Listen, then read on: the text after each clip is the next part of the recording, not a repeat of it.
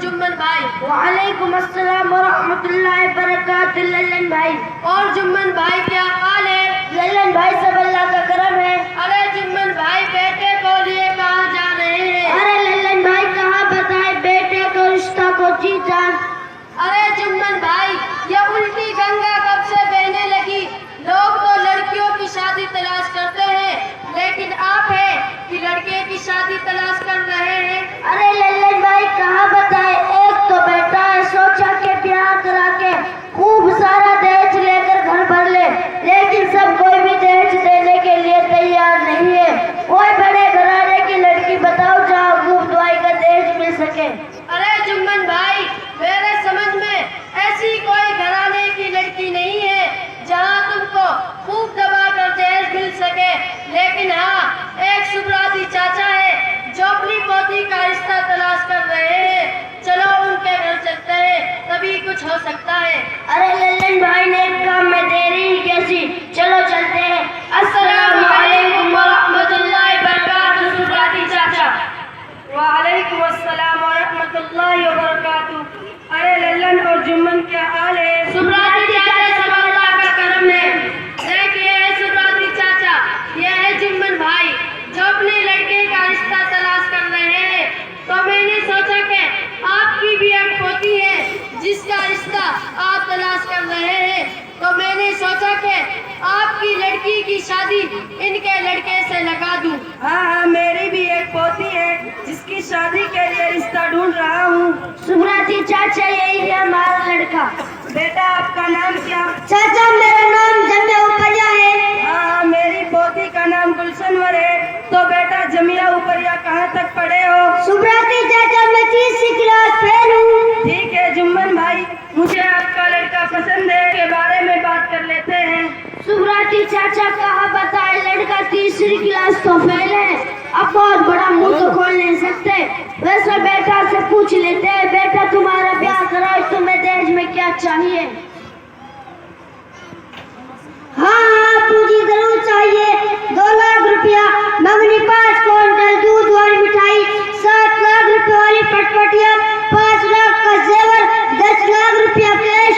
इसलिए अब्बू मैं 3री क्लास फेल हूँ, 12वीं पास होता तो इन सबका 3 गुना ज्यादा लेता। ला हौला वला कुव्वता इल्ला बिल्लाह। दहेज तो हमारी समाज में आराम कर दी गई है, तो फिर भी आप लोग दहेज देते हो। देखो सुब्राती चाचा, अगर आप हमारे लड़के से अपनी लड़की की शादी करो तो करो, वरना फतवा ना झाड़ो। अरे जुम्मन भाई मुझे तो ये सब पुराने ख्यालात के लोग लगते हैं। जब लेने की बारी आती है रीत रिवाज देखते हैं, जब देने की बारी आती है तो फतवा झाड़ते हैं। हाँ हाँ लल्लन भाई चलो दूसरी जगह चलते हैं, इसी जैसे बहुत से चाचाओं को देखा है। अरे लल्लन और जुम्मन तुम दोनों का दिमाग खराब हो गया है। मैं अपने मौलाना साहब को बुलाता हूँ जो तुम्हें दहेज के लेने देने के बारे में बताएंगे।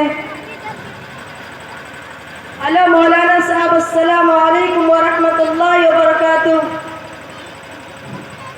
वालेकुम अस्सलाम व रहमतुल्लाहि व बरकातुहू।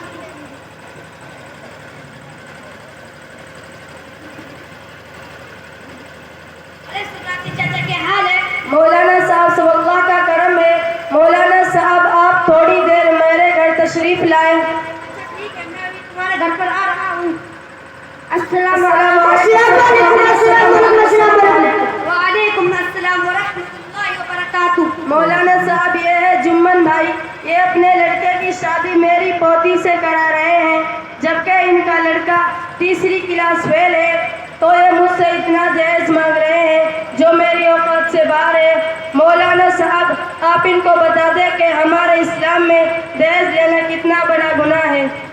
अच्छा ठीक है सुब्राती चाचा, मैं सबको जहेज के बारे में बता देता हूँ कि हमारी शरीयत मुतहरा में जहेज के लेन देन पर बहुत लान फरमाई है, लेकिन आज हमारे माशरे में जहेज की लालच, जहेज की लालच, जहेज की इश्क, जहेज की तमा, जहेज की ख्वाहिश, जहेज की चाहत इतनी ज्यादा बढ़ गई है कि लोग आपस में ही जहेज के लेन देन पर फख्र करते हैं।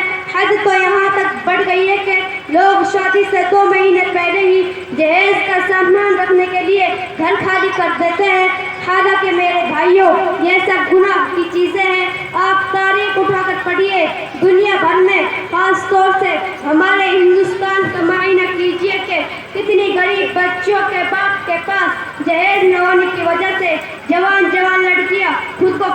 लगा देती है या जलकर राख हो जाती है। मेरे मोहतरम बुजुर्ग और दोस्तों, मैं आप सभी से पूछना चाहता हूँ, हजरत अली ने हजरत फातिमा से कितना जहेज लिया था? हजरत उस्मान गनी ने हजरत रुकैया से कितना जहेज लिया था? खुद हम सब का आका मौला ताजीदार बतहा हजरत मोहम्मद मुस्तफ़ा सल्लल्लाहु अलैहि वसल्लम ने अपनी बीवियों से कितना जहेज लिया था?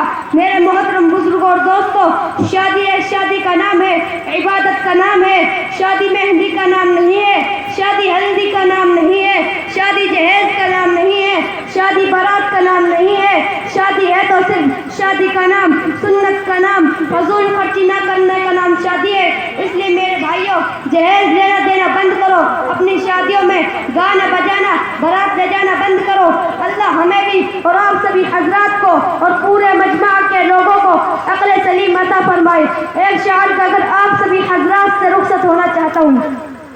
ए दुनिया वालों, छोड़ दो आदत जहेज की, ए दुनिया वालों, छोड़ दो आदत जहेज की, अच्छी नहीं है रीत रिवाज जहेज की। मौलवी साहब, जो कुछ आपने समझाया है वो हमारे दिमाग में बहुत अच्छी तरह से बैठ गया है। अब इंशाअल्लाह हम ब्याह में बहुत कम पैसे खर्च करेंगे और दहेज का लेन देन बिल्कुल खत्म करेंगे। मौलवी साहब,